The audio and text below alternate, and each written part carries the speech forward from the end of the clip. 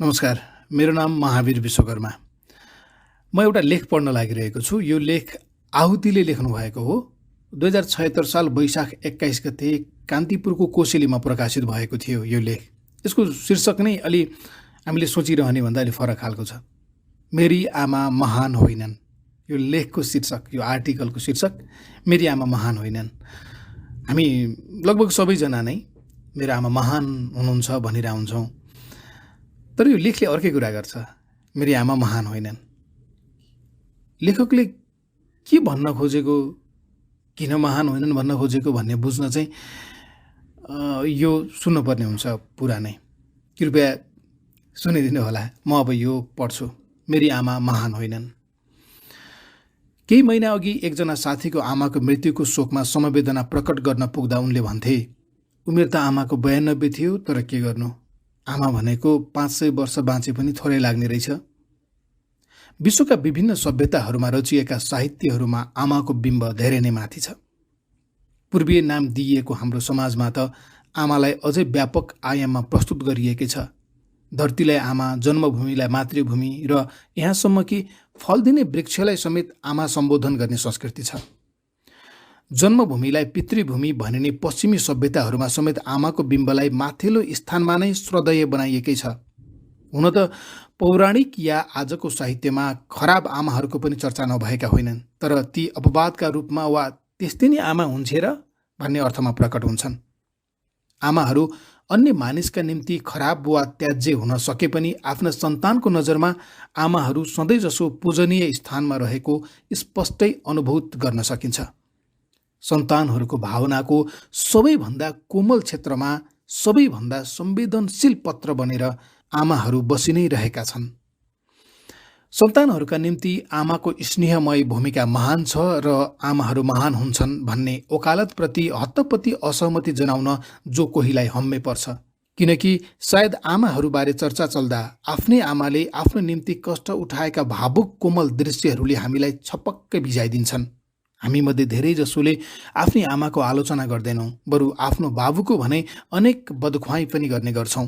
यस्तो लाग्छ कि आमा प्राकृतिक कारणले बन्ने भएकाले सन्तानहरूमा आमाप्रति बन्ने दृष्टिकोण पनि प्रकृति प्रदत्त नै त होइन। पशु जगतमा आमा र सन्तान बीचको स्नेहमय साइनो प्रजननदेखि खास अवधिसम्म मात्र रहने गरेको पाइन्छ। सन्तान वयस्क भएर आफ्नै बरकतमा आधारित मौलिक जीवनमा प्रवेश गरेपछि आमा र बाबु, भाले र पोथी सन्तानका निम्ति केवल पोथी वा भाले मात्र रहन्छन्। त्यसपछि आमा र सन्तान बीचको सम्बन्धको अन्त्य हुन पुग्छ। मानिस पनि एक विशिष्ट पशु नै हो। तब मानिसको आमा चाहिँ मानिसको निम्ति यति धेरै कसरी फरक? निश्चित रूपमा मानिस सांस्कृतिक प्राणी भएर नै यो फरक प्रकट भएको हो। संस्कृतिका कारण सन्तानहरूलाई आमा महान लागेको हो भनी मान्दा संस्कृति त ज्ञानको सीमा, उत्पादनको कार्यढाँचा, वर्गहरूको बनावट, महिला पुरुष बीचको सम्बन्धको प्रकृति इत्यादि कारणहरूले बन्न पुग्छ।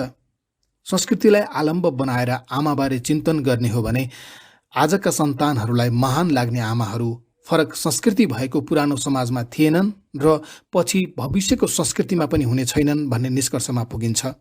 विषय आमाका बारेमा भएकाले सो त संवेदनशील पनि छ। नेपालमा आलोचनात्मक चेतबारे क्रमशः बहस गम्भीरतातिर बामे सर्दैछ। आलोचनात्मक चेतनाको सम्बन्ध चेतनालाई वैज्ञानिक बनाउने प्रक्रियासँग सम्बन्धित छ। भावनात्मक लगाव, वैचारिक वा धारणागत पूर्वाग्रह, व्यक्तिको निश्चित स्वार्थ लगायतका प्रवृत्तिबाट तटस्थ बनेर तथा विज्ञानका नियमहरूलाई प्रयोग गरेर व्यक्ति, घटना र वस्तुको गतिलाई हेर्ने, विश्लेषण गर्ने र निष्कर्ष निकाल्ने दिशामा क्रियाशील चेतनै आलोचनात्मक चेतना हो। त्यसैले नै आलोचनात्मक चेत निर्माण र त्यसको प्रयोगको प्रक्रियामा होमिनु भनेको मानव जगतमा सबै सांस्कृतिक बन्धनबाट मुक्तिको कष्टसाध्य तर उदात्त महायात्रामा यात्रावान हुनु हो। आज नेपाली समाजलाई अघि बढाउने पढे लेखेका युवाहरूले भने जस्तो नयाँ डिस्कोर्स चलाउने आलोचनात्मक चेत चाहिएको यथार्थ सही नै लाग्छ। त्यसो हुँदा आमाको महानताबारे पनि एक थान विवेचना र बहस किन सुरु नगर्ने? अनि महानताको अवधारणाकै सम्बन्धमा पनि किन छलफल नगर्ने त? दास मालिक हुँदै सामन्तवादी युगसम्म महान व्यक्तिको अवधारणा अगाडि आयो। एकातिर युद्ध विजेता र धेरै मानिसमाथि शासन गर्ने शासकहरू महानका रूपमा परिभाषित भए भने अर्कातिर चिन्तकहरू, वैज्ञानिकहरू र परिवर्तनका अभियन्ताहरू महान व्यक्ति वा आस्थाका रूपमा सम्मानित हुन थाले। युद्ध विजेता र शासकहरू त स्वघोषित महान थिए। अझ विश्लेषण गरेर भन्दा तिनीहरूका अनुयायीको निम्ति महान थिए, किनभने तिनीहरूलाई महान भन्ने स्तुति गर्दा अनुयायी र समर्थकको जीवन तत्कालीन समयमा वैभवपूर्ण वा सहज हुन्थ्यो। नेपोलियन, हिटलर वा राजाहरू तिनका अनुयायी वा समर्थकको निम्ति महान गनिनु यही परिप्रेक्ष्य थियो, अर्थात् शासकीय तदबिजको परिप्रेक्ष्य। तर चिन्तक, वैज्ञानिक र परिवर्तनका अभियन्ताहरूको प्रसङ्ग भने बिल्कुल फरक देखिन्छ। गौतम बुद्धदेखि कार्ल मार्क्स, न्युटनदेखि आइन्स्टाइन र लियो तोल्स्टोयदेखि चार्ली च्याप्लिनसम्मका प्रतिभाहरूलाई तिनका अनुयायी र प्रशंसकहरूले यस कारणले महान भनेका होइनन् कि उनीहरू शासक थिए, बरु उनीहरूले तत्कालीन समाजका आम मानिससँग तुलना नै गर्न नमिल्ने स्तरमा खास विधामा विशिष्ट योगदान दिन पुगेका थिए। शासकहरूलाई महान भन्ने अवधारणा त मिथ्या भइहाल्यो, त्यसमा बहस त्यति जरुरी अब देखिन्न। तर चिन्तक, वैज्ञानिक, समाज सुधारक, कलाकार आदि क्षेत्रका मानव सेवासँग सम्बन्धित व्यक्तिहरूलाई महान भनियो। त्यस महान अवधारणाबारे बहस चाहिँ जरुरी छ। कुनै क्षेत्रको खास व्यक्तिलाई महान भन्नु भनेको नारायण गोपाललाई स्वर सम्राट भन्नुभन्दा कति फरक हो? नारायण गोपाल स्वर सम्राट हुनु भने दीपश्रेष्ठ स्वर राजा हुन् कि मन्त्री? रायन, रामेशहरू चाहिँ के नि फेरि? कार्ल मार्क्स महान हुन् भने हेगेल र फायरबाख चाहिँ उपमहान भन्ने कि के? जबकि उनीहरूको खोज बिना मार्क्सको खोज अगाडि आउन असम्भव थियो। न्युटन अघिका वैज्ञानिक नभई न्युटन पूर्ण हुँदैनथे। न्युटन हुँदैनथे भने आइन्स्टाइन असम्भव। यति मात्र होइन, ब्राह्मण धर्म हुँदैनथ्यो भने प्रतिरोधी बुद्ध चिन्तन जन्मिँदैनथ्यो। पुँजीवाद हुँदैनथ्यो भने मार्क्सवाद जन्मिँदैनथ्यो। यसरी इतिहासमा खास व्यक्तिको जतिसुकै विशेष योगदान पनि त्यस योगदानसम्म पुर्याउने पूर्ववर्ती कार्यहरूको अन्तिम बिन्दु मात्र हुन्। त्यति मात्र होइन, त्यस योगदान जन्मिनुपर्ने त्यस विपरीतका कार्यकारणहरूको समेत नकारात्मक रूपमा योगदान त्यसमा जोडिन पुग्छ।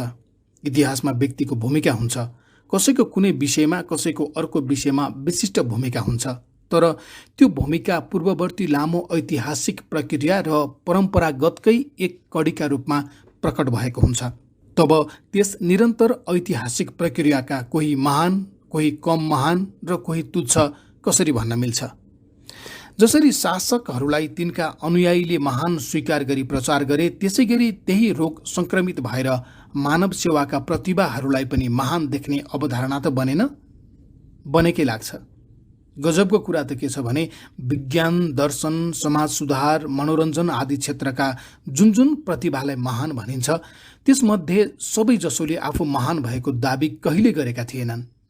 परम्परागत महानको अवधारणालाई मानिराख्ने हो भने एउटा मेहनती किसान र मजदुर कहिले पनि महान हुने छैन, जबकि महान मानिएकाहरू किसान र मजदुरको उत्पादन उपभोग नगरी महान योगदान गर्न जीवित रहन पनि सक्दैनथे।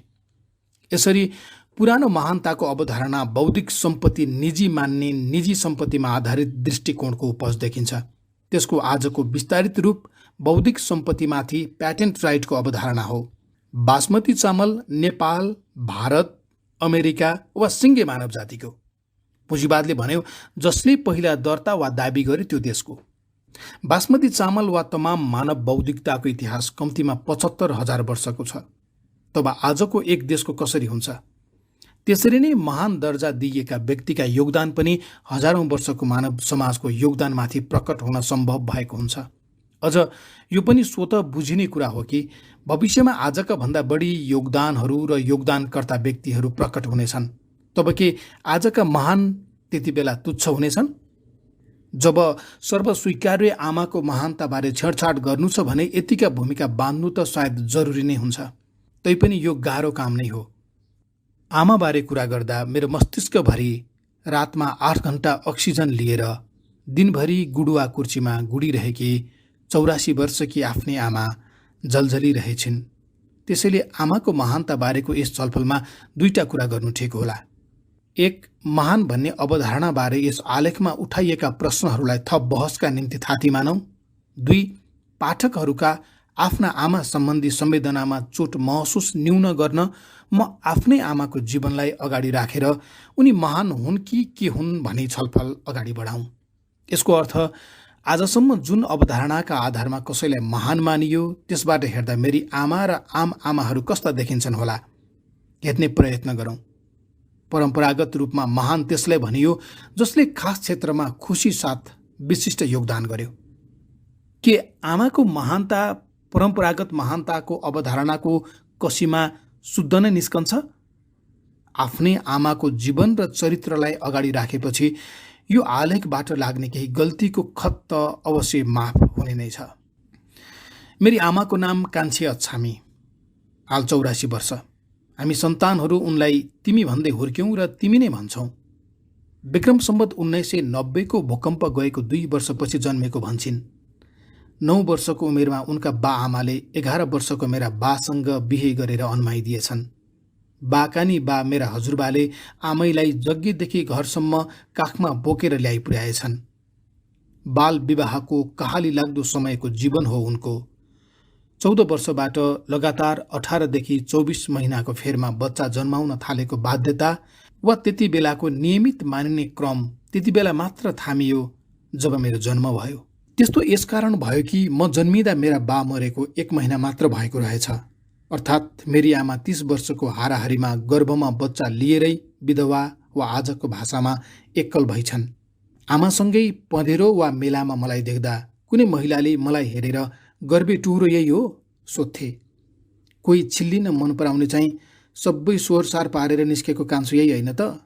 हाँसो गर्थे। 14 वर्षको उमेरदेखि जन्माएका मध्ये उनका सन्तान हामी 5 आजसम्मै जीवित रह्यौँ।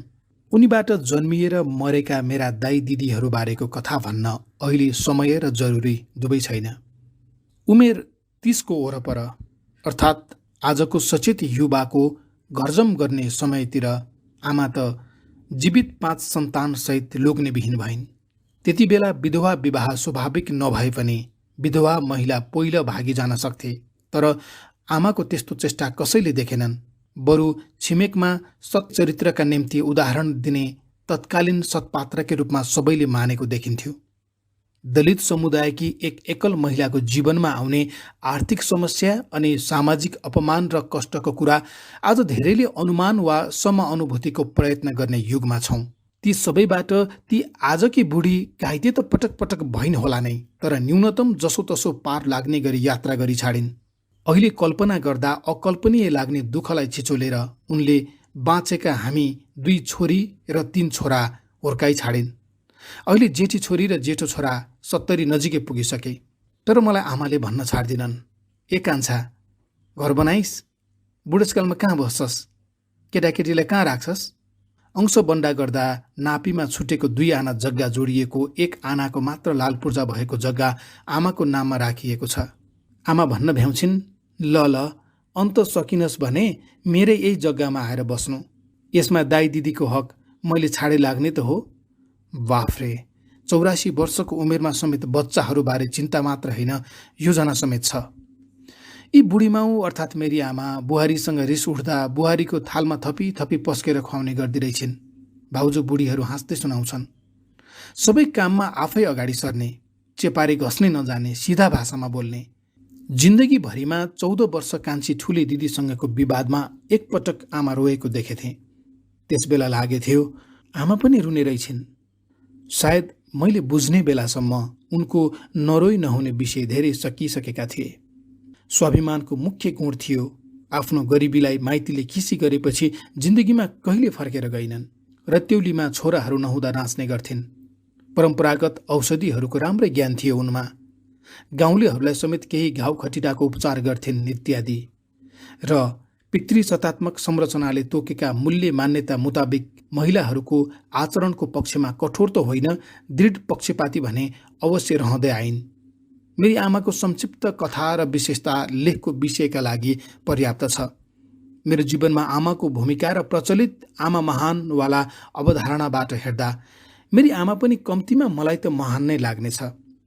तर यसरी केवल भावुकतामा डुबेर अनि प्रचलनमा बगेर मात्र आमाको महानताबारे भावनाको पुनरुत्पादन गर्नु स्वयं आमाहरू र अन्ततः समस्त नारीहरूको अस्तित्वबारे न्याय हुन सक्दैन। त्यसैले मेरी आमाको विशिष्ट विशेषता सहितको जीवनलाई पनि आलोचनात्मक ढङ्गले हेर्ने साहस गर्नै पर्छ। आजको पुस्ताले हरेक विषयलाई आलोचनात्मक ढङ्गले हेर्ने विधिमा उक्लिनै पर्छ। कान्छी अछामी अर्थात् मेरी आमाको आजसम्मको जीवनलाई विश्लेषण गर्दा लाग्छ दुःख र कष्टहरूको विशाल भुमरी बीचबाट जिउँदै आएकी महिला हुन्। उनको व्यक्तित्वमा पनि सकारात्मक वा नकारात्मक विशेषताहरू छन् नै। जताबाट हेरे पनि उनी आम नेपालका आमाहरू, त्यसमा पनि दलित आमाहरू मध्येकी एक आमा हुन्। आम नेपालका आमाहरू, त्यसमा पनि दलित आमाहरूसँग तुलना नै हुन नसक्ने स्तरको विशिष्ट योगदान उनकोमा केही पनि पाउँदिन। देश, जनता र क्रान्तिका निम्ति वा समाजको रूपान्तरणका निम्ति आफ्ना सन्तान हाँसी हाँसी कुर्बान गर्ने विशिष्ट आमाहरू पनि इतिहासमा वर्णित छन्, समाजमा छन्। त्यस्तै आमाहरूलाई महान पनि भनिएको पाइन्छ। तर कान्छी अछामीसँग त्यस्तो महानता प्रदर्शन गर्ने न त अवसर नै आयो, न त उनलाई त्यो चेतनामा पुर्याउने समाज नै उनको पछाडि थियो। उनी एक आम आमा नै हुन् र उनी आम आमा हुँदा मेरो हृदयमा उनीप्रतिको श्रद्धा अनि मायामा कुनै कमी आउने पनि होइन। मानव समाजमा वास्तविक प्रेम र स्नेहको निर्माण समाजको पिँधका श्रमजीवीहरूको आम जीवनबाटै त सिर्जना हुने हो। आज आमाप्रतिको जुन भाव सन्तानहरूको हृदयमा बन्ने गर्छ, त्यो भावको निर्माण कुनै महान पराक्रमले निर्माण भएको होइन, बरु आम आमाहरूको आम कर्मद्वारा सिर्जना हुन पुगेको उदात्त मनोविज्ञान हो। कान्छी अछामीको जीवनलाई हेर्दै जाँदा के भेटिन्छ? बाल्यकालदेखि महिला र दलितपनामाथिको लगातार पितृसत्ता र जात प्रथाबाट दलन, बहिष्करण, बालविवाह, अर्को खपि नसक्नुको बर्बादीको कहर, ताजा वैशालु उमेरमै विधवाको दुःख अनि सामाजिक बन्धनयुक्त प्रताडना र लालाबालाको पोकापन्तरा। पुनर्विवाहको न जमानाको अनुमति थियो, न त चिचिला सन्तानलाई समस्यामा धकेल्ने उनको साहस। 14-15 वर्षले मात्र आफूभन्दा कान्छा छोराछोरीले बढेपछि ठट्टैमा पनि उनलाई कसैले सोधेन, आमा तिमीलाई फेरि बिहे गरौँ भन्ने मनमा कहिले आथ्यो? किनकि सन्तानहरू पनि त पितृसत्ताबाटै प्रशिक्षित भएर आमामाथि निगरानी गर्ने भएका थियौँ। रत्युलीमा आमा नाच्दा मनमनै मलाई रिस मात्रै उठ्थ्यो। ठुला छोराहरू अगाडि त उनी कहिले नाचिनन्। यसरी आमालाई हेर्दा एउटा पितृसत्ताले आफ्नो निम्ति धुन निकाल्न जथाभावी रेटेर चुडाइदिएको सारङ्गीको तार जस्तो पाउँछु। उत्पीडन र बहिष्करणले थिलथिलो भएको, बोली खोसेर विनम्र बनाइएको ओठहरू भेट्छु। मेरी आमा मलाई महान लाग्दैन, बरु उत्पीडित लाग्छ कि उत्पीडित हुनु महान हुनु हो। पितृसत्तामा आधारित संरचना र सोचले बाउ वा पुरुषलाई स्वतन्त्र मात्र होइन, हुकुमी बनाइदिएको छ। महिलाहरूलाई बन्धनभित्र मुस्कुराउन प्रशिक्षित गरेको छ। सन्तानका निम्ति आमा रातभर अनिदो बस्छे, पुरुष बच्चाले देख्ने गरी र्याल काट्दै निदाइरहेको हुन्छ। अप्ठ्यारा सबै समयमा आमा हाजिर छ, बाउ गायब छ। पितृसत्ताका पल पलका कष्ट बीचबाट बच्चाका निम्ति बाँचेको बच्चाले निरन्तर अनुभूति गर्दै जाँदा सन्तानका नजरमा आमालाई महान देख्ने विभ्रम उत्पन्न हुन्छ, जबकि बाउ वा पुरुषले पनि सन्तानप्रति आमाले जत्तिकै संवेदनशील भएर बच्चाप्रतिको जिम्मेवारी लिएको भए आमाप्रति सन्तानको मनमा त्यस्तो भाव बन्न सम्भव नै हुँदैनथ्यो। आमाहरू उत्पीडित भएका हुनाले बच्चाका निम्ति उनीहरूले पुरुषले भन्दा हजारौं गुणा बढी कष्ट बेहोर्नु परेको हो। महिलाहरू स्वतन्त्र हुन्छन् भने, पितृसत्ताबाट मुक्त हुन्छन् भने सन्तानका नजरमा स्वतन्त्र आमाको उल्लास प्रकट हुनेछ। आजका जस्ता निन्याउरा आमा देख्दा त्यति बेला सन्तानहरूलाई खपि नसक्नु लाग्नेछ। पितृसत्ताको महाउत्पीडनबाट बाध्य भएर आमाहरूले झेल्नु परेको बोझ र कष्टलाई महान भनी परिभाषित गर्दै जानु भनेको उनीहरूलाई त्यस्तै बनिरहन फुर्काउनु हो, जुन गलत कुरा हो। आजका आमाहरू पितृसत्ताको महाउत्पीडनबाट निर्मित महाउत्पीडितहरू हुन्। उत्पीडित आमाहरूको मुक्ति जरुरी छ। स्वतन्त्र आमाहरू जन्मिन आजका उत्पीडित आमाहरू जन्मिनुपर्ने पितृसत्ताको मृत्यु आवश्यक छ। उत्पीडित हुनु र उत्पीडनको जालमा अड्केर सिर्जित व्यवस्थाहरू, दुःखहरू, अपार कष्टहरू भोग्नु कुनै पनि अर्थमा महानता होइन। बाध्यता कहिले पनि महानताको जननी हुनै सक्दैन। त्यसैले आमाहरू उत्पीडित हुन्, उनीहरू सहानुभूति लायक छन्, सम्मान, श्रद्धा र क्षतिपूर्तिको हकदार छन्, तर आमाहरू महान होइनन्। त्यसैले कान्छी अछामी अर्थात् मेरी आमा पनि महान होइनन्।